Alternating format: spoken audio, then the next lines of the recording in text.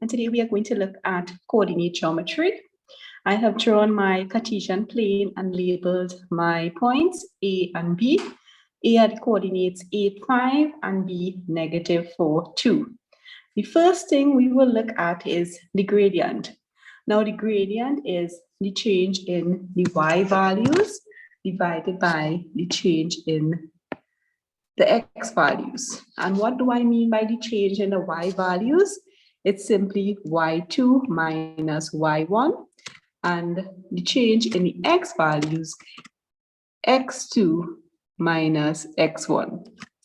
Now, the first thing I need to do is to differentiate between point A and point B.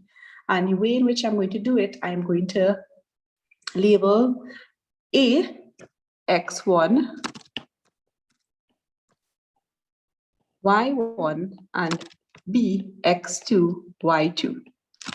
So I have clearly identified the values of x1, the value of x2, and similarly the value of y1 and y2. So I am going to go ahead and find my gradient, which is the change in y values, y2 minus y1 divided by the change in x, which is x2 minus x1. So from my pair of coordinates, y2 is 2, take away y1, which is 5, divided by x2 -4 minus 8. This will give me -3 over -12. My negative signs will cancel, and I will get 3 divided into 12, which is 4. I will get a quarter.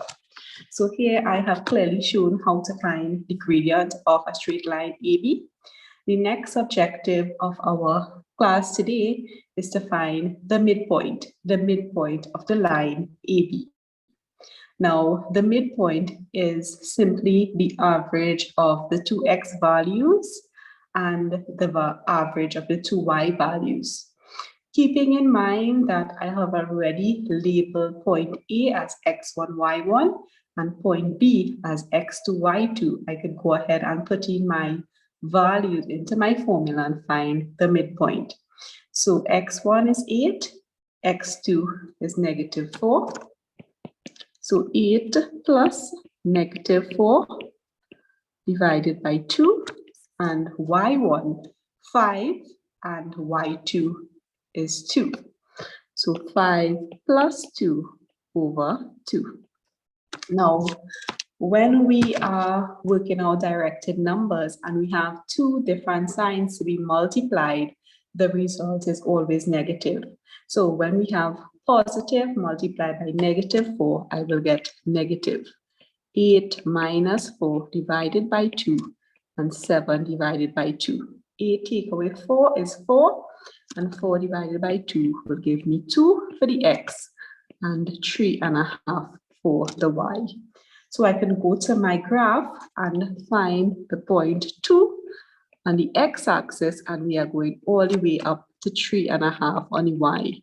So I will identify my midpoint as the point M, and the coordinates 2, 3.5.